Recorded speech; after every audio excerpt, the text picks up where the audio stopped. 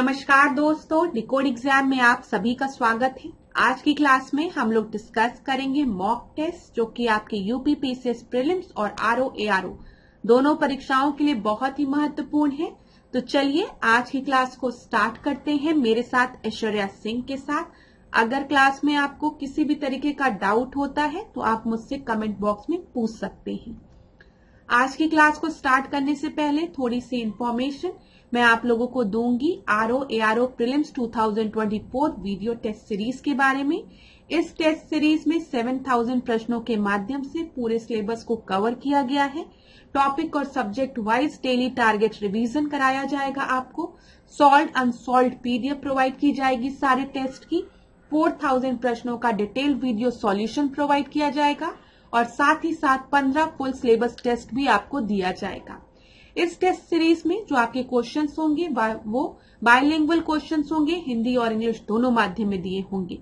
अगर इस test series से रिलेटेड आपको कोई भी इंफॉर्मेशन चाहिए क्लास, तो आप क्या करिए, वीडियो टेस्ट लिखकर इन दोनों में से किसी भी एक व्हाट्सएप नंबर पर सेंड कर दीजिए।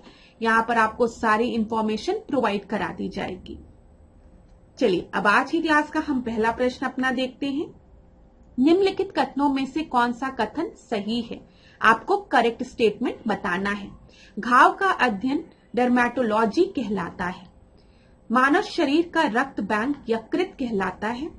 प्रकाश संश्लेषण की क्रिया में प्रकाश ऊर्जा ऊष्मीय ऊर्जा में बदलती है और मानव शरीर में सबसे छोटी हड्डी स्टेपीज होती है। तो एबीसीडी में से आपका सही स्टेटमेंट कौन सा है? तो एक एक स्टेटमेंट को हम देखते हुए चलेंगे। अगर आप चाहें तो वीडियो को पॉज करके अपने आंसर को पहले लिख लीजिए कहीं पर, उसके बाद देखिएगा कि मैम क्या आंसर बता रही हैं। यहाँ पर देखिए, घाव का अध्ययन डर्मेटोलॉजी कहलाता है, ये आपका गलत है। ठीक है, डर्मेटोलॉजी की जब हम बात करते हैं ये आपका किससे रिलेटेड है? ये स्किन ट्रीटमेंट से रिलेटेड है, स्किन से रिलेटेड है। ठीक है, याद रखिएगा, त्वचा से। घाव के अध्ययन को क्या कहते हैं? घाव के अध्ययन को ट्रॉमेटोलॉजी कहते हैं। आपने सुना होगा हॉस्पिटल्स में ट्रॉमा सेंटर होता है। ट्रॉमा सेंटर में ज्यादातर वो वाले केस जाते हैं ना, जो एक्सीडेंट हुआ रहता है या कुछ ऐसी घटना, तो तुरंत उनको ट्रीटमेंट चाहिए तो ट्रॉमेटोलॉजी ट्रॉमा सेंटर में ले जाया जाता है। तो घाव के अध्ययन को हम ट्रॉमेटोलॉजी कहते हैं। ये आपकी ग्रीक वर्ड ट्रॉमा से बना हुआ है, जिसका कि मतलब ही क्या होता है? इंजरी, मतलब घाव, और वॉन्ड। ठीक है, ये चीज क्लियर हो गई। तो यहां पर आपका पहला स्टेटमेंट गलत है। मानव शरीर का रक्त बैंक यकृत कहलाता है, ये भी गलत है। वो लिवर मानव शरीर का ब्लड बैंक नहीं कहलाता है। स्प्लीन जो है वो मानव शरीर का रक्त बैंक कहलाती है। प्रकाश संश्लेषण की क्रिया में प्रकाश ऊर्जा ऊष्मीय ऊर्जा में बदलती है। प्रकाश संश्लेषण की क्रिया में जो लाइट एनर्जी है वो थर्मल एनर्जी में नहीं कन्वर्ट होती है, वो केमिकल एनर्जी में कन्वर्ट होती है, याद रखिएगा। और केमिकल एनर्जी में कन्वर्ट होती है ग्लूकोज के फॉर्म में। ठीक है, ग्लूकोज बनता है आपका, आपको पता है। प्रकाश संश्लेषण के माध्यम से ही जो पेड़ पौधे हैं वो अपने भोजन का निर्माण करते हैं। तो यहाँ पर केमिकल एनर्जी होना चाहिए, ये चीज याद रखिएगा। मानव शरीर में सबसे छोटी हड्डी स्टेपीज होती है, ये बिल्कुल सही है। डी आपका सही उत्तर होगा। यहाँ पर देख लीजिए, ये क्या है? ये कान है। कान में ही एक छोटी सी हड्डी होती है जिसको कि हम स्टेपीज कहते हैं। ये देखिए वो हड्डी है, दिख रहा है आपको? अब आपको कभी नहीं भूलेगा। चलिए आगे देखते हैं। जब हम स्प्लीन की बात करते हैं तो यहाँ पर देखिए, स्प्लीन हमारे बॉडी में यहाँ पर लोकेटेड होता है, जिसको कि हम blood bank of human body कहते हैं। अगला प्रश्न हम देखते हैं, दूसरा प्रश्न। भारतीय संविधान की विशेषता के बारे में बोला गया है। विशालतम एवं विस्तृत संविधान, हमको पता है कि हमारा जो भारत का संविधान है वो लार्जेस्ट है और मोस्ट डिटेल्ड कॉन्स्टिट्यूशन है, ये एकदम सही है। प्रभुत्व संपन्न समाजवादी पंथ निरपेक्ष लोकतांत्रिक गणराज्य, अगर हम अपने प्रेम्बल को देखेंगे तो sovereign, socialist, secular, democratic, Republic, ये सारे शब्द मौजूद हैं, ये भी बिल्कुल सही है। ठीक है, हमारा संविधान लार्जेस्ट संविधान है, लार्जेस्ट और मोस्ट डिटेल्ड कॉन्स्टिट्यूशन है, रिटन कॉन्स्टिट्यूशन है, ये सब चीजें आपको पता है। नम्यता और अनियमितता का अनोखा मिश्रण, मतलब बोला गया फ्लेक्सिबिलिटी भी है, रिजिडिटी भी है, तो हाँ सही बात है। हम देखते हैं हमारा संविधान एक लिखा हुआ संविधान है, इसमें सिंपल मेजोरिटी से भी हम क्या करते हैं? संशोधन करते हैं। स्पेशल मेजोरिटी की भी रिक्वायरमेंट होती है। कई बार जो राज्य है उनकी भी अप्रूवल की जरूरत होती है। तो यहाँ पर हम देख सकते हैं मिश्रण है, एकदम सही है। यहाँ पर आपका सही उत्तर क्या हो जाएगा क्लास? डी आपका सही उत्तर हो जाएगा। ठीक है, आसान प्रश्न था। चलिए आगे बढ़ते हैं तीसरे प्रश्न पे। वित्तीय, रियल एस्टेट और व्यवसायिक सेवाएं अर्थव्यवस्था के किस क्षेत्र में शामिल है? Financial, real estate, business services किस में इंक्लूडेड है?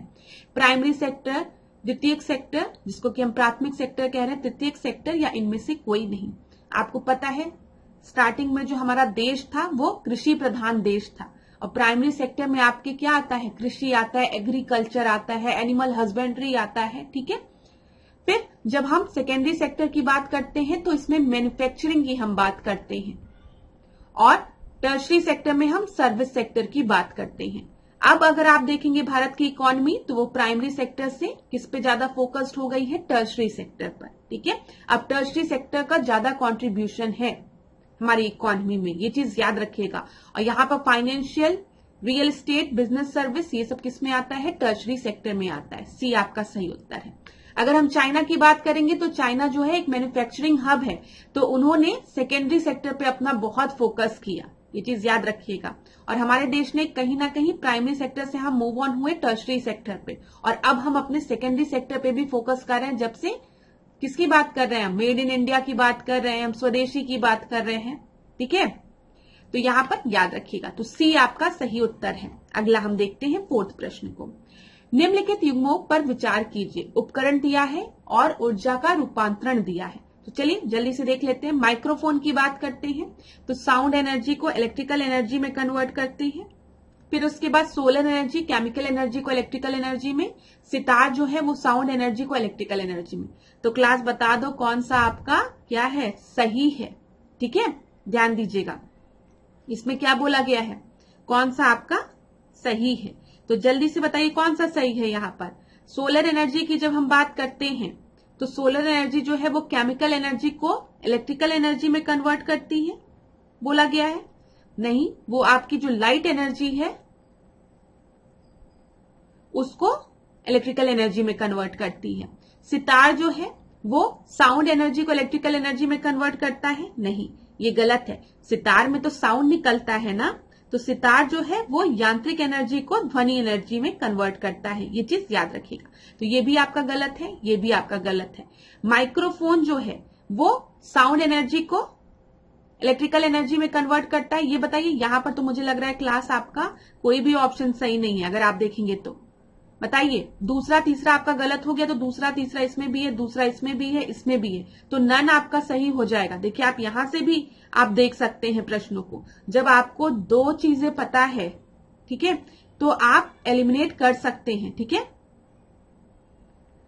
इसी तरीके से अपने पेपर में भी आप लोग ध्यान दिया करिए। एक भी ऑप्शन पता है तो देख लिया करिए। तो यहां पर जब हम देखेंगे माइक्रोफोन जो है वो साउंड एनर्जी को इलेक्ट्रिकल एनर्जी में कन्वर्ट करा, ये तो आपका सही हो गया। तो एक कहीं पे दिया ही नहीं है, ठीक है, तो इसी वजह से हम इसका आंसर क्या लगा देंगे? नन लगा देंगे।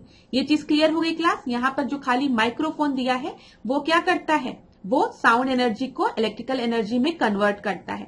बाकी जब हम सोलर सेल की बात करेंगे तो वो लाइट एनर्जी को किस में कन्वर्ट करता है?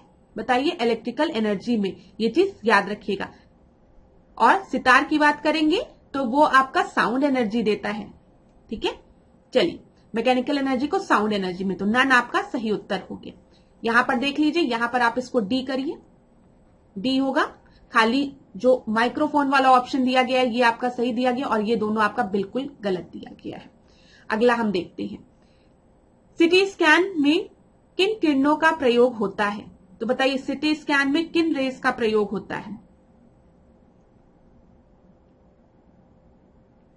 बताइए एबीसीडी में से।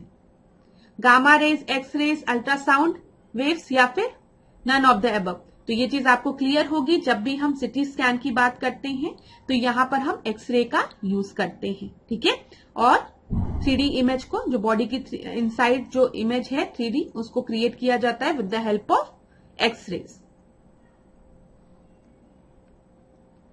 तो यहां पर बी आपका सही उत्तर हो गया। अगला हम देखते हैं छठवां प्रश्न, समान कार्य के लिए समान वेतन भारत के संविधान में सुनिश्चित किया गया है कहां पर? Equal pay for equal work, ये तो हमने कई बार डिस्कस किया है आपसे। बताइए, फंडामेंटल राइट्स में, इकोनॉमिक राइट्स में, फंडामेंटल ड्यूटीज में या फिर डीपीएसपी में? तो equal pay for equal work की बात की गई है डीपीएसपी में, डायरेक्टिव प्रिंसिपल में। ठीक है, आपको पता है भारतीय संविधान के भाग 4 की जब हम बात करेंगे तो भाग 4 के अनुच्छेद 36 में, ठीक है, अनुच्छेद 36 से लेकर 51 जो अनुच्छेद है, यहां पर हम किसकी बात करते हैं? हम डीपीएसपी की बात करते हैं। ये चीज क्लियर है आपको? ठीक है, भारतीय संविधान का जो भाग 4 है उसमें 36 से 51 आर्टिकल तक हम राज्य के नीति निर्देशक तत्वों की बात करते हैं। और नीति निर्देशक तत्व जो है वो कहां से लिए गए हैं? वो आयरलैंड से लिए गए हैं, ये भी याद रखिएगा आप। ठीक है, और इसी में अगर आप देखेंगे तो आर्टिकल 39 आप पढ़ेंगे तो उसी में एक क्लॉज में बोला गया है equal pay for equal work. तो डी आपका सही उत्तर है, याद रखिएगा। देखिए क्लास, फंडामेंटल राइट्स मैं फिर आपको बता रही हूँ, फंडामेंटल राइट्स, ठीक है, फंडामेंटल ड्यूटीज, डीपीएसपी, ठीक है, फिर प्रिएम्बल, ये सब आपके लक्ष्मीकांत अगर आप पढ़ रहे होंगे, कोई भी बुक पढ़ा होंगे तो स्टार्टिंग के चैप्टर्स होते हैं। तो इन चैप्टर्स को आप बिल्कुल भी गलती मत करिएगा छोड़ के जाने की। पास्ट ईयर्स के क्वेश्चन जब आप लगा रहे हैं, आप कोई भी बुक सॉल्व करें, घटना चक्र सॉल्व करें या कुछ भी, तो जब आप वहां के क्वेश्चंस लगा रहे हैं तो उन क्वेश्चंस को सॉल्व करने के बाद एक बार जो भी स्टैंडर्ड बुक आप रेफर कर रहे हैं वहां से इन चैप्टर को जरूर पढ़ लीजिए 1-2 बार, ताकि अगर यहां से कोई भी प्रश्न घुमा के भी पूछे तो आप आसानी से उत्तर दे लें। इसलिए मैं आपसे कहूंगी, पॉलिटी के कुछ ऐसे चैप्टर्स होते हैं जो कि आपको एक बार अपने स्टैंडर्ड बुक से, जो भी बुक आप प्रेफर कर रहे हैं वहां से जरूर पढ़ लेना चाहिए। क्वेश्चन तो सॉल्व करना ही चाहिए, साथ ही साथ उस चैप्टर्स को भी 1-2 बार पढ़ लेना चाहिए। चलिए 7वें प्रश्न को हम देखते हैं। एरर अभिलेख किस गुप्त शासक के बारे में कहता है कि वह प्रसन्न होने पर कुबेर तथा रुष्ट होने पर यमराज के समान था? तो किसके बारे में बोला गया है ये बताइए? चंद्रगुप्त प्रथम के बारे में, समुद्रगुप्त के बारे में, चंद्रगुप्त द्वितीय के बारे में या फिर कुमारगुप्त के बारे में? कुमारगुप्त, महेंद्र आदित्य के बारे में। तो जल्दी से बता दीजिए यहाँ पर आपका सही उत्तर क्या है। तो याद रखिएगा, एरन अभिलेख की जब हम बात करेंगे तो यहाँ पर आपका बी सही उत्तर है। एरन अभिलेख में समुद्रगुप्त को बोला गया है कि अगर वो प्रसन्न होते थे तो कुबेर के भांति हो जाते थे और रुष्ट होते थे तो यमराज के समान हो जाते थे। बी आपका सही उत्तर है। यहाँ पर देख लीजिए, चंद्रगुप्त प्रथम के बाद उसका पुत्र समुद्रगुप्त शासक बना। उसके समय में गुप्त साम्राज्य का सर्वाधिक विस्तार हुआ। एरन अभिलेख में समुद्रगुप्त के बारे में लिखा है कि वह प्रसन्न होने पर कुबेर तथा रुष्ट होने पर यमराज के समान हो जाते थे। ठीक है, ये याद रखिएगा। एक प्रश्न और बनता है कि किसके सिक्के में उन्हें वीणा बजाते हुए दिखाया गया है, चित्रित किया गया है? तो आप बताएंगे समुद्रगुप्त के सिक्के पर उसे वीणा बजाते हुए चित्रित किया गया है। ठीक है, और समुद्रगुप्त ने एक महान बौद्ध भिक्षु वसुबंधु को संरक्षण दिया था। ये भी चीज आप याद रखिएगा। परीक्षा में जो इंपॉर्टेंट चीजें पूछी जाती हैं वो भी मैंने आपको बता दिया। चलिए अब हम 8th क्वेश्चन को देखते हैं। वाक एवं अभिव्यक्ति की स्वतंत्रता के अधीन निम्नलिखित में से किस एक को मूल अधिकार नहीं माना जाता है? Which of the following is not considered a fundamental right under the freedom of speech and expression? तो यहाँ पर आपको पहला दिया गया है राष्ट्रीय ध्वज फहराने का अधिकार, चुप रहने का अधिकार, प्रेस की स्वतंत्रता का अधिकार या फिर हड़ताल एवं बंद का अधिकार। तो यहाँ पर आपका सही उत्तर क्या होगा बताइए क्लास? हड़ताल एवं बंद का अधिकार जो है, ऐसा कोई आपको फ्रीडम नहीं दिया गया है। एक चीज याद रखिएगा, जब हम आर्टिकल 19 की बात करते हैं तो आर्टिकल 19 में हमने कहीं पर भी ये नहीं देखेंगे हम कि हमें हड़ताल एवं बंद का अधिकार दिया गया है। तो यहाँ पर डी आपका जो है वो एक फंडामेंटल राइट के अंतर्गत नहीं है। ठीक है, यहाँ पे व्याख्या भी देख लेते हैं क्लास एक बार। हड़ताल एवं बंद का अधिकार अनुच्छेद 19 क्लॉज 1 के अंतर्गत कोई मूल अधिकार नहीं है, जैसा कि मैंने आपको बताया। अतः बंद का आयोजन एवं आवाहन असंवैधानिक है। शेष जितने आपको दिए गए थे, जैसे राष्ट्रीय ध्वज फहराने का अधिकार, यह आपका अधिकार है, और भारत संघ बनाम नवीन जिंगल 2004 केस में, ठीक है, चुप रहने का अधिकार भी है। ठीक है, फिर उसके बाद प्रेस की स्वतंत्रता का भी अधिकार है। 9th क्वेश्चन को अब हम देखते हैं। सूची 1 को सूची 2 के साथ सुमेलित करना है। एक तरफ आपको जूमिंग कृषि दी गई है, दूसरी तरफ आपको देश स्थान दिए गए हैं। मिल्पा, जूमिंग, कैनिंगन, रोका। तो जूमिंग तो आप सभी को पता है कि जूमिंग कृषि, शिफ्टिंग कल्टीवेशन को हम जूमिंग कल्टीवेशन के नाम से कहां पर जानते हैं? नॉर्थ ईस्टर्न इंडिया में। तो बी का थर्ड आपको 3 जगह दिया गया है। मिल्पा की बात करेंगे तो मिल्पा हम कहां पर इसे कहते हैं? युकांटन में, ठीक है। तो यहां पर ए का 4th हो गया। फिर उसके बाद कैनिंगन की बात हम करेंगे तो कैनिंगन हम फिलीपींस में कहते हैं, रोका ब्राजील में कहते हैं। तो यहां पर आपका सही उत्तर ए हो जाएगा, ठीक है क्लास। यहां पर देख लीजिए, मिल्पा युकांटन जूमिंग कृषि उत्तर पूर्वी भारत में, कैनिंगन फिलीपींस में, रोका ब्राजील में, रे वियतनाम में, तवी मेडागास्कर में, मैसोल कोंगो में, कोमाइल मैक्सिको में, हुनुको वेनेजुला में, टोंगिया म्यांमार में, चेन्ना श्रीलंका में, तमारी थाईलैंड में। तो यहाँ पर आपका जो सही उत्तर है वो क्या है? वो ए आपका सही उत्तर है। और यहाँ पर अगर आप स्क्रीनशॉट लेना चाहें तो स्क्रीनशॉट ले लीजिए क्लास। चलिए 10वां प्रश्न हम देखते हैं। निम्नलिखित में से किस प्रकार के कोयले में कार्बन की सर्वाधिक मात्रा पाई जाती है? तो देख लीजिए, पिट कोयला दिया है, लिग्नाइट कोयला दिया है, बिटुमिनस दिया है और एंथ्रासाइट दिया है। तो एंथ्रासाइट कोयला में जो कार्बन की जो मात्रा होती है वो सबसे अधिक होती है, ये चीज याद रखिएगा। बेस्ट क्वालिटी का जो कोयला होता है वो कौन सा है? कभी परीक्षा में पूछे तो आप क्या बताएंगे? वो एंथ्रासाइट है, ठीक है। क्या भारत में एंथ्रासाइट कोयला हमें मिलता है? तो याद रखिएगा, बहुत ही स्मॉल क्वांटिटी में भारत में एंथ्रासाइट कोयला हमें जम्मू कश्मीर से मिलता है, ठीक है, याद रखिएगा। रियासी सब डिवीजन है जम्मू कश्मीर में, वहां से एंथ्रासाइट में कार्बन कंटेंट अगर हम देखेंगे तो वो 80 to 95% प्रेजेंट होता है। ये चीज आप अपने दिमाग में बना के रखिएगा। अच्छा, भारत में अगर आपसे पूछे कि किस टाइप का कोयला ज्यादा हमें मिलता है तो वो बिटुमिनस कोयला होता है, जिसमें कि कार्बन कंटेंट कितना होता है? 60 to 80%। और कहां कहां? झारखंड, उड़ीसा, वेस्ट बंगाल, छत्तीसगढ़, मध्य प्रदेश में हमें ये कोयला प्राप्त होता है। इतनी चीजें क्लियर हो गई क्लास। ये चीज आप याद रखिएगा क्योंकि आपके परीक्षा के लिए इंपॉर्टेंट है जो मैंने आपको बताया है। चलिए अगला प्रश्न हम देखेंगे, 11वां प्रश्न। गुजरात के चालुक्य वंश का संस्थापक निम्नलिखित में से कौन था? डायरेक्ट प्रश्न है तो जल्दी से बता दीजिए कौन था? मूलराज प्रथम, यशोवर्मन, दुर्लभवर्धन या फिर नारायण पाल। तो ABCD में से आपका सही उत्तर जो है वो है ए, ठीक है। गुजरात के चालुक्य वंश का संस्थापक मूलराज प्रथम था, याद रखिएगा। भीम प्रथम जो था उसे इस वंश का सबसे शक्तिशाली शासक माना जाता है। किसको? भीम प्रथम को, याद रखिएगा। परीक्षा में इनसे भी रिलेटेड प्रश्न पूछ लिया जाता है, ये याद रखिएगा, ठीक है। यहाँ पर देख लीजिए, भीम प्रथम इस वंश का सबसे शक्तिशाली शासक था। भीम प्रथम के शासन में ही गुजरात पर महमूद गजनवी का आक्रमण हुआ था और उसने सोमनाथ मंदिर को लूटा था और उसे विनाश बहुत किया था उसने, ठीक है। चालुक्य वंश का अंतिम जो महान शासक था वो भीम द्वितीय था, ये भी याद रखिएगा। चलिए अगला प्रश्न हम देखते हैं। अच्छा, यहाँ पर एक और इंपॉर्टेंट लाइन लिखी है, वो भी मैं आपको बता दूं। देखिए क्लास, 1100 यहाँ पे देखिए 78 में जब महमूद गौरी ने गुजरात पर आक्रमण किया था तो उस समय कौन था? भीम देव द्वितीय था, ये चीज याद रखिएगा। ये चीज क्लियर हो गई क्लास। तो भीम प्रथम के समय में गुजरात पर किसने आक्रमण किया था? महमूद गजनवी ने, और उसी समय उन्होंने सोमनाथ मंदिर को भी लूटा था। और कुछ समय बाद महमूद गौरी ने गुजरात पर जब आक्रमण किया था तो उस समय वहां का शासक कौन था? भीमदेव द्वितीय था, ये चीज याद रखिएगा।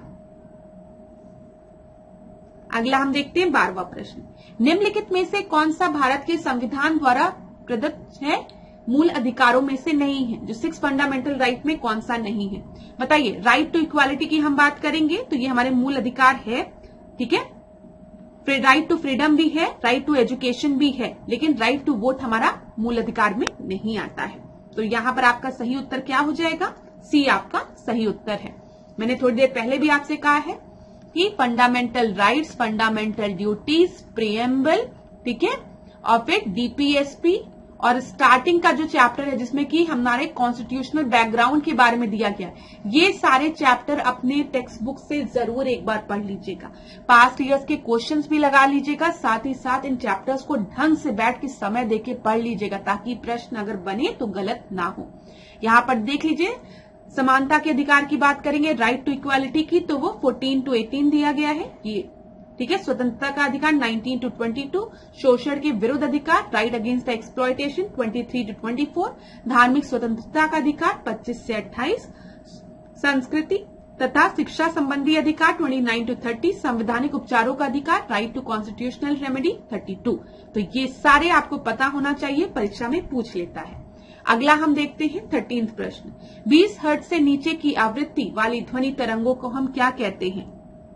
तो जल्दी से बता दीजिए, इंफ्रासोनिक कहते हैं, ऑडिबल वेव्स कहते हैं, अल्ट्रासोनिक वेव्स कहते हैं, या फिर इनमें से कोई नहीं।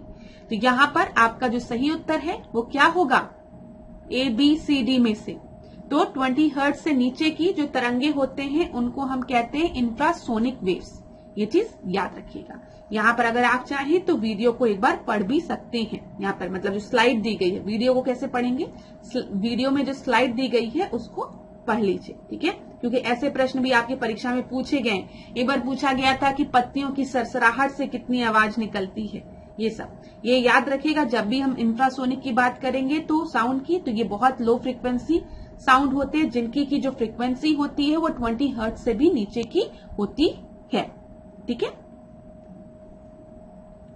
अच्छा, इंफ्रासोनिक के अगर कभी आपसे एग्जाम्पल पूछे इंफ्रासाउंड का, तो देखिए आप लोग ने बोलते हुए सुना होगा, जब अर्थक्वेक आने वाला होता है, भूकंप आने वाला रहता है, तो छोटे छोटे जो जानवर होते हैं उनको पहले से पता चल जाता है कि कुछ अनहोनी, कुछ घटने वाला है। तो किस वजह से? वो इन इंफ्रासाउंड को डिटेक्ट कर लेते हैं, ठीक है, इसीलिए उनको पता चल जाता है कि कोई डिजास्टर होने वाला है, ठीक है, ये चीज याद रखिएगा। और एनिमल्स जो होते हैं ना, वो इंफ्रासाउंड का यूज करते हैं कम्युनिकेट करने के लिए, जब बहुत दूर दूर तक उन्हें कम्युनिकेट करना पड़ता है। अगला प्रश्न हम देखते हैं 14th प्रश्न को। रिजर्व बैंक ऑफ इंडिया के प्रथम गवर्नर कौन थे? ये तो बहुत ही आसान प्रश्न है आज की क्लास का। CD देशमुख दिया है, ऑसबॉर्न स्मिथ दिया है, LK झा दिया है, मनमोहन सिंह दिया है। तो जल्दी से बता दीजिए पहले गवर्नर कौन थे? तो फर्स्ट गवर्नर आपके सर ऑसबॉर्न स्मिथ थे, ठीक है, बी आपका सही उत्तर है। अगर पूछेगा कि RBI के प्रथम भारतीय गवर्नर कौन थे, ठीक है, जो भारतीय थे, प्रथम भारतीय एवं स्वतंत्रता के बाद के पहले गवर्नर कौन थे, कुछ भी पूछ ले। अगर पूछे कि भारत के पहले भारतीय गवर्नर कौन, RBI के पहले भारतीय गवर्नर कौन थे, तो आप क्या बताएंगे? CD देशमुख का नाम लेंगे। या फिर आपसे पूछ ले कि स्वतंत्र भारत के प्रथम RBI गवर्नर कौन थे, तो वो भी CD देशमुख थे। ये चीज याद रखिएगा। तो यहाँ पर ए आपका तब आंसर होगा। अभी तो पूछा गया प्रथम गवर्नर, तो ऑसबॉर्न स्मिथ थे, बी आपका सही उत्तर है। यहाँ पर एक बार हम लोग देख लेते हैं। रिजर्व बैंक की स्थापना की बात करेंगे तो 1935, 1 अप्रैल 1935 को इसकी स्थापना हुई थी, ठीक है। राष्ट्रीयकरण कब हुआ था? 1949 में हुआ था, ये भी याद करिए रखिएगा, परीक्षा के लिए इंपॉर्टेंट है। इसके पहले गवर्नर कौन थे? वो ऑसबॉर्न स्मिथ थे। प्रथम भारतीय एवं स्वतंत्र भारत के प्रथम RBI गवर्नर कौन थे? CD देशमुख थे, याद रखिएगा, ठीक है। बैंकों के राष्ट्रीयकरण के समय RBI गवर्नर कौन थे? LK झा थे, ये भी याद रखिएगा। और रिजर्व बैंक का केंद्र को हम जानते हैं, आप सेंट्रल बैंक कहते हैं, और इसका मुख्यालय मुंबई में है। चलिए अगला हम देखते हैं 15th प्रश्न। जंतु कोशिका के संबंध में दिए गए कथनों में से कौन सा कथन सही नहीं है? एनिमल सेल की बात की गई है, तो जल्दी से मुझे बता दो इसका आंसर। इसमें कोशिका भित्ति पाई जाती है, इसमें लिखा गया है, ठीक है। दूसरा आपको दिया गया है, इसमें लवक अनुपस्थिति होती है। फिर आपको दिया गया है तारकाय उपस्थित रहता है। फिर रिक्तिका छोटी होती है। तो चलिए बताइए क्लास क्या सही उत्तर होगा? जो इसमें सेल वॉल आपके होते हैं, बताइए एनिमल सेल में सेल वॉल होते हैं कि नहीं होते हैं? तो यही आपका सही उत्तर होगा। क्यों सही उत्तर होगा? क्योंकि इनकरेक्ट बोला गया है। और याद रखिएगा, जंतु कोशिका में कोई भी कोशिका भित्ति नहीं पाई जाती है।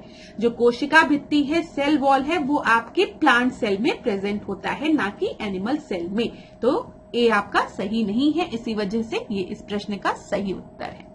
16 प्रश्न को देखते हैं, अरेंज करना है हमें। कुतुबुद्दीन ऐबक, बलबन, राजिया, इल्तुतमिश। अब आपको पता है इल्तुतमिश के बाद रजिया सुल्तान आएंगी, ठीक है। तो 4th के बाद ही 3rd होगा, ये तो एकदम क्लियर होगा आप लोगों को। बलबन की बात करेंगे तो बलबन भी बाद में है, दूसरा हो जाएगा कुतुबुद्दीन ऐबक सबसे पहले है। तो यहाँ पर 1 4 3 2, ये तो आसान प्रश्न था, मानेंगे आसान प्रश्न था। तो सबसे पहले कुतुबुद्दीन ऐबक होगा, फिर इल्तुतमिश है, फिर रजिया सुल्तान जो कि उनकी बेटी थी, फिर बलबन। 17 क्वेश्चन को अब हम देखते हैं। मूल संविधान में कितने मूल कर्तव्यों का उल्लेख था? How many fundamental duties were mentioned in the original constitution, आपको बताना है। तो बताइए 10, 11, 12 या एक भी नहीं। तो यहां पर अगर आप क्लास देखेंगे तो आप में से कितने स्टूडेंट को लग रहा है कि आंसर ए होगा? बताइए। जिनको भी लग रहा है कि आंसर ए होगा वो गलत है। यहां पर आंसर आपका होगा एक भी नहीं। ठीक है, यहां पर मूल संविधान की बात हमारी की गई है, ओरिजिनल कॉन्स्टिट्यूशन की बात की गई है। ओरिजिनल कॉन्स्टिट्यूशन में फंडामेंटल ड्यूटीज की बात ही नहीं की गई थी। जो फंडामेंटल ड्यूटीज है उसको पार्ट 4 ए में जोड़ा गया। किस संविधान संशोधन द्वारा? 42nd कॉन्स्टिट्यूशनल अमेंडमेंट एक्ट 1976 द्वारा जोड़ा गया। किस कमिटी की रिकमेंडेशन पर? स्वर्ण सिंह कमिटी की रिकमेंडेशन पर, याद रखिएगा। ठीक है, और यहां पर जब इसको जोड़ा गया था, बाद में जोड़ा गया ना 42nd कॉन्स्टिट्यूशनल अमेंडमेंट के द्वारा, तो उस समय जो हमारे फंडामेंटल ड्यूटीज थे वो कितने थे? वो खाली 10 थे।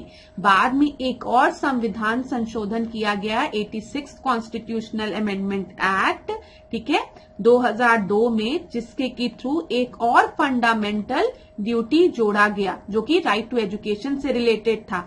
तो प्रेजेंट में हमारे संविधान में कितने मौलिक कर्तव्य हैं? 10 + 1 11। ठीक है, याद रखिएगा। लेकिन मूल संविधान में एक भी हमारे मौलिक कर्तव्यों का वर्णन नहीं था, इसी वजह से यहाँ पर एक भी नहीं आपका सही उत्तर होगा। इतनी चीज क्लियर हो गई क्लास? ठीक है।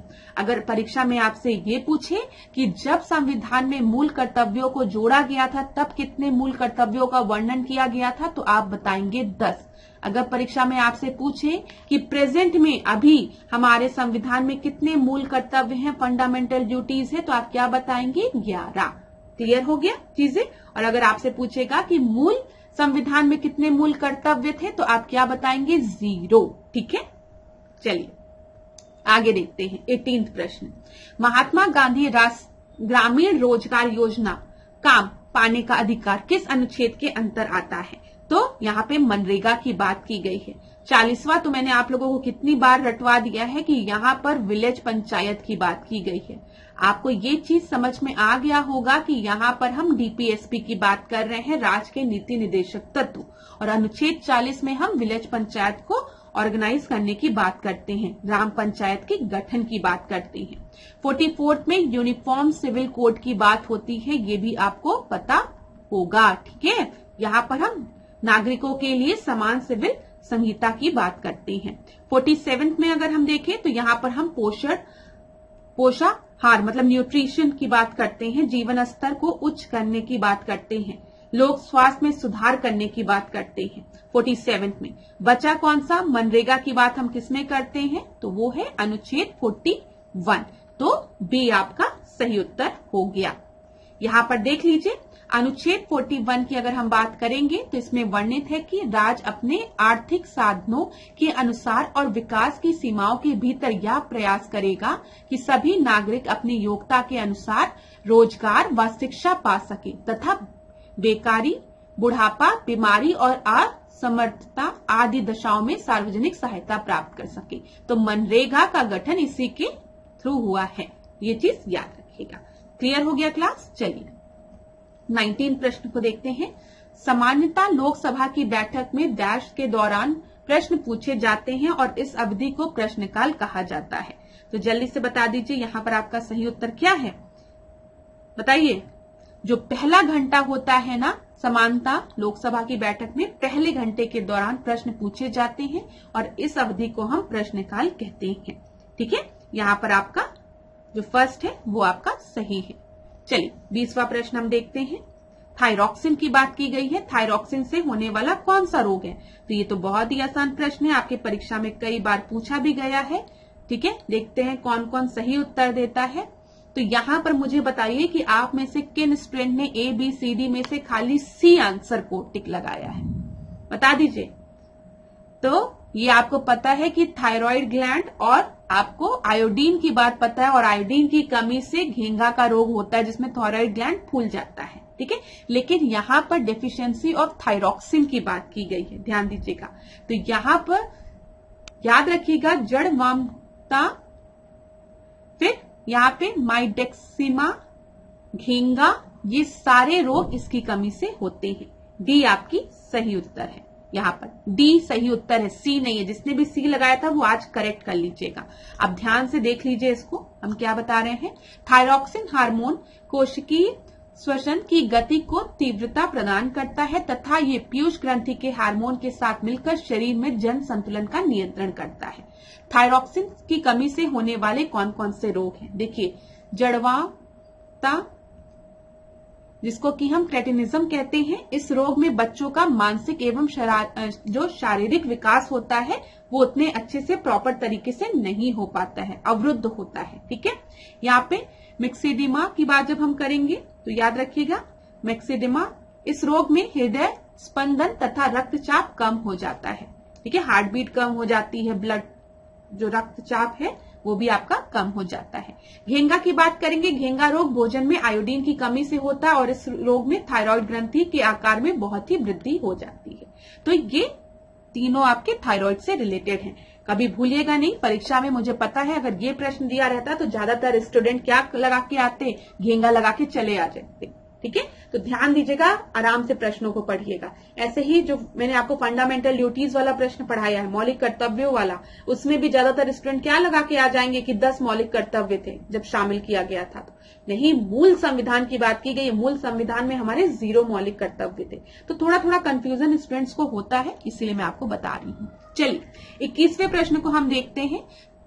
सैंघव सभ्यता का प्रमुख स्थल हड़प्पा किस नदी के किनारे स्थित है? रावी नदी के, सिंधु नदी के, घग्गर नदी के और भोगवा नदी के। तो जल्दी से मुझे बता दीजिए, पहले एक प्रश्न का उत्तर दीजिए। क्या प्रश्न है बताइए मैम। तो यहाँ पर प्रश्न आपका ये है कि हड़प्पा सभ्यता की, अगर हम हड़प्पा की बात करें, चलिए हड़प्पन साइट की हम बात करें, एकदम इसको इजी बनाते हैं। तो इसकी खोज किसने की थी, परीक्षा में पूछा जाता है। तो आप क्या बताएंगे? दयाराम साहनी का नाम आप याद रखिएगा। ये स्थल किस नदी के तट पर स्थित है, अब बता दो। तो ये रावी नदी के तट पर स्थित है। तो ए आपका सही उत्तर है। अगर हम देखेंगे प्रेजेंट में हड़प्पा जो है वो पूर्वोत्तर पाकिस्तान के पंजाब प्रांत में स्थित है, ये याद रखिएगा। ए आपका सही उत्तर है। चलिए अगला देखते हैं। मराठा कराधान प्रणाली का महत्वपूर्ण कर सरदेशमुखी आय कितने अंश के रूप में होता था? ये भी प्रश्न आपके परीक्षा में पूछा गया है, अगर आप लोग ने देखा होगा तो। सरदेशमुखी, तो चलिए बताइए यहां पर आपका सही उत्तर क्या होगा? आपको पता है जब भी हम शिवाजी की राजस्व व्यवस्था की बात करते हैं तो 2 कर की बात करते हैं, चौथ और सरदेशमुखी, ठीक है, ये आपको पता है। तो यहां पर सरदेशमुखी से रिलेटेड पूछा गया है। तो सरदेशमुखी जो था वो आय का 1/10 अंश हुआ करता था।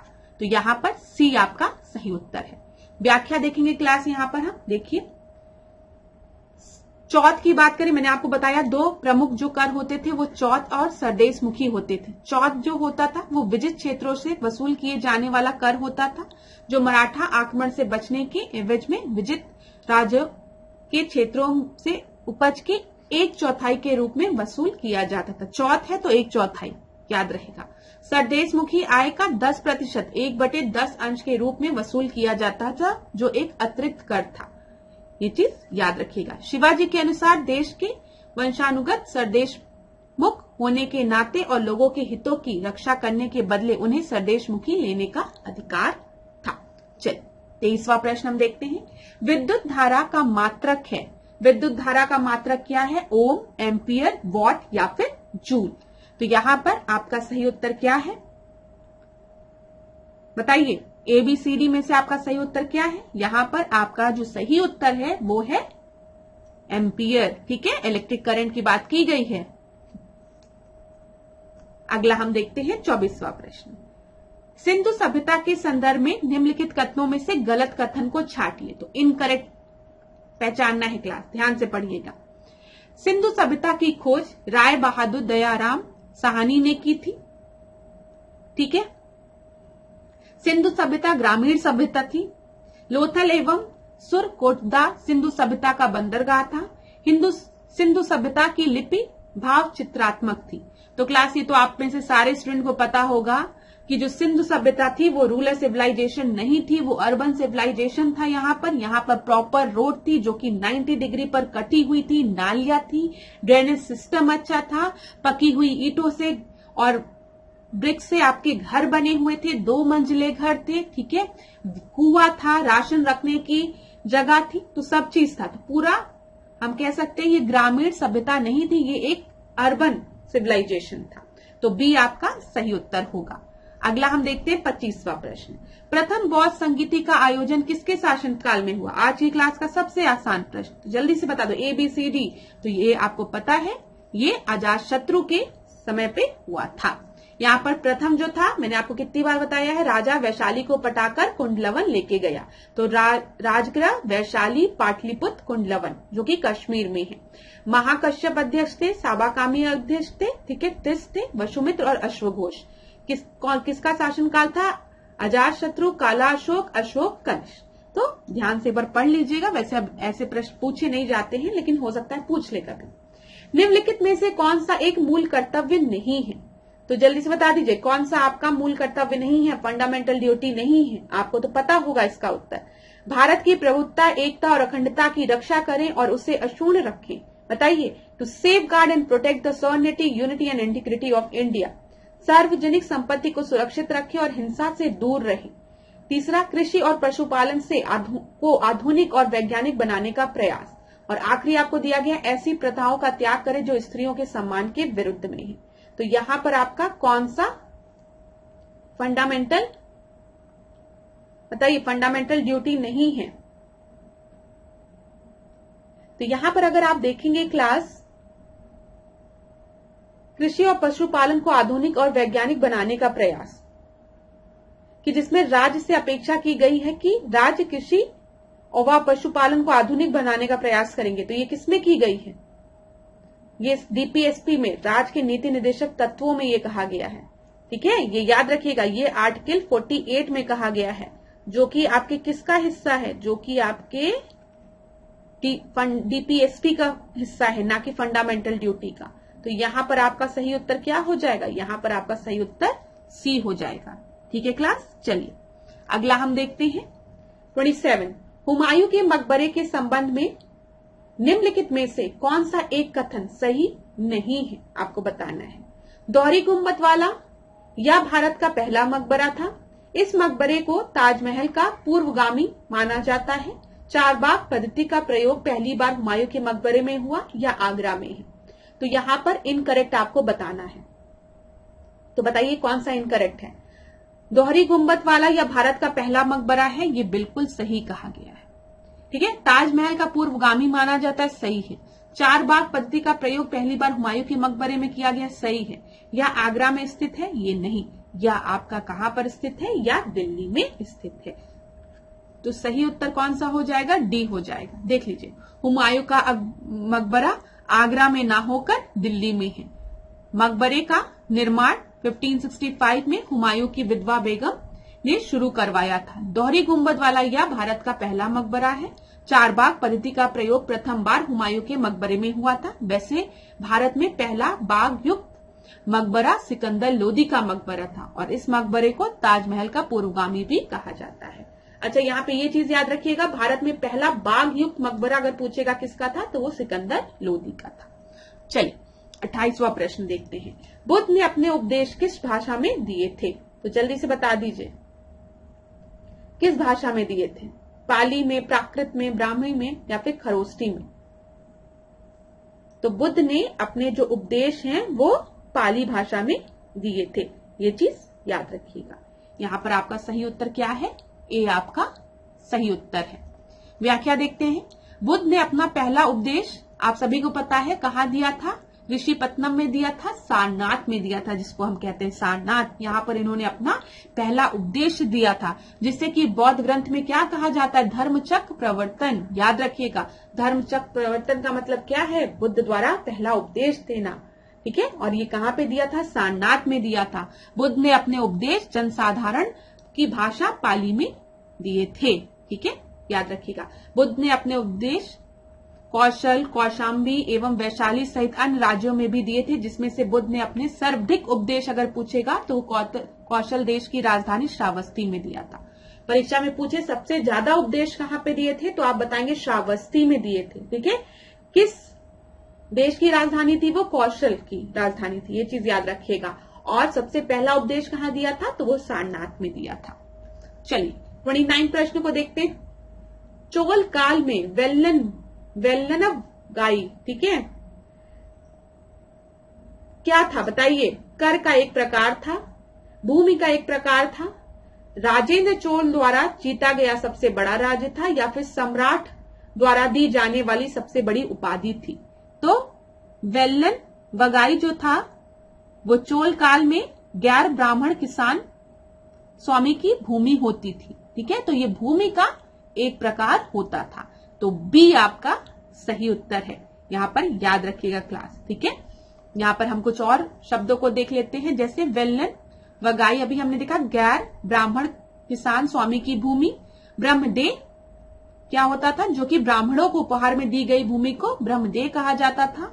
शाला भोग क्या होता था, किसी विद्यालय के लिए जो रखी गई भूमि होती थी विद्यालय पर्पस के लिए, तो उसको हम शाला भोग कहते थे। पलिंचंदम क्या होता था, जैन संस्थानों को दान की गई भूमि। और देवदान मंदिर को उपहार में दी गई भूमि। तो याद रखिएगा, हो सकता है परीक्षा में यहां से भी प्रश्न पूछ ले। स्क्रीनशॉट लेना चाहें तो आप ले सकते हैं। अगला प्रश्न हम देखेंगे क्लास 30वां प्रश्न। मुगल कालीन सम्राट अकबर के संबंध में निम्नलिखित में से कौन सा कथन सही नहीं है, तो मुझे आप बताइए जल्दी से। सम्राट अकबर का जन्म जो था वो कब हुआ था, 15 अक्टूबर को 1542 को अमरकोट में हुआ था। दूसरा आपको दिया गया अकबर के बचपन का नाम खुर्रम था, फिर खुर्रम है। फिर पानीपत की दूसरी लड़ाई जो थी वो 5 नवंबर को ही थी, 5 नवंबर 1556 को अकबर और हुमायूं के बीच में, ये तो आपको पता ही होगा। और आखिरी दिया गया है गुजरात विजय के दौरान अकबर सर्वप्रथम पुर्तगालियों से मिले। तो यहाँ पर आपका सही उत्तर क्या होगा, तो सम्राट अकबर का जन्म कब हुआ था, अब याद रखिएगा आज के बाद से, 15 अक्टूबर 1542 को। ठीक है, ठीक है क्लास, सही है ना। ठीक है, फिर अकबर के बचपन का नाम खुर्रम था, नहीं, खुर्रम किसका नाम था, खुर्रम शाहजहां के बचपन का नाम था, अकबर के बचपन का नाम नहीं था। अकबर के बचपन का नाम क्या था, जलाल था। आप लोग ने अगर सीरियल भी देखा होगा तो जलाल आपको याद होगा, जलाल था इनके बचपन का नाम। खुर्रम शाहजहां के बचपन का नाम था। तो ये आपका क्या होगा, यही आपके इस प्रश्न का सही उत्तर होगा, क्योंकि कौन सा कथन सही नहीं है पूछा गया है। पानीपत की लड़ाई आप सभी को पता है 1556 में हुई थी, हेमू और अकबर के मध्य हुई थी। गुजरात विजय के दौरान ही जो अकबर थे वो पहली बार किससे मिले, वो पुर्तगालियों से मिले थे। ठीक है, तो यहां पर आपका सही उत्तर बी हो गया। अगला हम देखते हैं 31। 1857 के स्वाधीनता संघर्ष की वीरांगना महारानी लक्ष्मीबाई की जन्मस्थली व समाधि क्रमशः कौन सी थी। ये तो आप सभी को पता होगा कि रानी लक्ष्मीबाई का जन्म कहां पर हुआ था। इनका जो जन्म है वो वाराणसी में हुआ था। ठीक है, और इनकी जो समाधि है वो कहां पर है, तो ये आप क्या बताएंगे, इनकी जो समाधि है वो ग्वालियर में है, और ग्वालियर में इनकी मृत्यु हुई थी। तो यहां पर आपका सही उत्तर सी हो गया। ठीक है, देखिए क्लास, रानी लक्ष्मीबाई का जो मूल नाम था वो मणिकर्णिका था, और इनका जन्म कब हुआ था, 19 नवंबर 1835 को गोलघर में हुआ था, जो वर्तमान में वाराणसी में है। इनकी मृत्यु ग्वालियर में हुई थी, और ग्वालियर में ही महारानी लक्ष्मीबाई की समाधि भी स्थित है। चलिए अगला हम देखते हैं। अच्छा, यहां पर ये पॉइंट देख लीजिए, रानी लक्ष्मीबाई के नेतृत्व में विद्रोह की शुरुआत हुई थी, आपको पता है 1657 में। यहाँ पे 1857 करिए, 1657 करिए, 18 करिए। 1857 में रानी लक्ष्मीबाई के नेतृत्व में विद्रोह की शुरुआत हुई। अंग्रेज जनरल ह्यू रोज से लड़ते हुए ये वीरगति को प्राप्त हो गई थी। तो यहाँ पे ये ह्यू रोज का नाम याद रखिएगा, ठीक है। चलिए, तो यहाँ पर 1857 में झांसी में इनके नेतृत्व में विद्रोह की शुरुआत हुई थी और उस विद्रोह को दबाया किसने था? तो ह्यू रोज ने। अगला हम देखते हैं 32वें प्रश्न को। निम्नलिखित में से अक्रिय गैस नहीं है। कौन सी अक्रिय गैस नहीं है बताइए? हीलियम, नियॉन, हाइड्रोजन या फिर रेडॉन। तो यहाँ पर आपका सही उत्तर कौन सा है? तो यहाँ पर आपका जो सही उत्तर है ABCD में से वो आप सभी को पता होगा, हाइड्रोजन है, ठीक है। इनर्ट गैस ये नहीं है। इनर्ट गैस अगर हम कहेंगे तो helium, neon, krypton, xenon, radon ये सब है, ठीक है। अगला हम देखते हैं 33वां प्रश्न। संसदीय शासन व्यवस्था की निम्नलिखित में से कौन सी एक विशेषता नहीं है? पार्लियामेंट्री सिस्टम ऑफ गवर्नमेंट की बात की गई है। बहुमत वाले दल का शासन होना, सामूहिक उत्तरदायित्व होना, फिर राजनीतिक एक रूपता का अभाव होता है, कार्यपालिका एवं विधानपालिका सामंजस्य होता है। तो यहाँ पर बोला गया है पार्लियामेंट्री सिस्टम ऑफ गवर्नमेंट का कौन सा फीचर नहीं है? मेजॉरिटी रूल होता है। आप देखते हैं जिनकी बहुमत होती है वो अपनी सरकार बनाती है और अपने प्रधानमंत्री को चुनती है। कलेक्टिव रिस्पॉन्सिबिलिटी होती है, आपने बुक में पढ़ा होगा, तो together we swim, together we sink, ठीक है। तभी तो हम कहते हैं अगर नो कॉन्फिडेंस मोशन पास हो गया तो पूरे मंत्रिमंडल को रिजाइन करना पड़ता है। तो कलेक्टिव रिस्पॉन्सिबिलिटी होती है, ये चीज क्लियर है ना क्लास? तो यहाँ पर याद रखिएगा मंत्रिमंडल जो है वो रिस्पॉन्सिबल होता है किसके प्रति? लोकसभा के प्रति। परीक्षा में स्प्रिंट लगा के आ जाते हैं क्या? संसद के प्रति नहीं, मंत्रिमंडल लोकसभा के प्रति उत्तरदायित्व होता है उनका, ठीक है। फिर यहाँ पर देखिए there is a lack of political uniformity की बात की गई है और दिया गया there is a harmony between the executive and legislature. ये तो है ही है, पार्लियामेंट्री फॉर्म ऑफ गवर्नमेंट का यही तो है कि एग्जीक्यूटिव जो होते हैं वो रिस्पॉन्सिबल होते हैं टुवर्ड्स द लेजिस्लेचर, ठीक है। तो यहाँ पर आपका सही उत्तर क्या हो जाएगा बताइए? बताइए। तो यहां पर आपका जो सही उत्तर है वो है लैक ऑफ पॉलिटिकल यूनिफॉर्मिटी, ठीक है। सी आपका सही उत्तर होगा।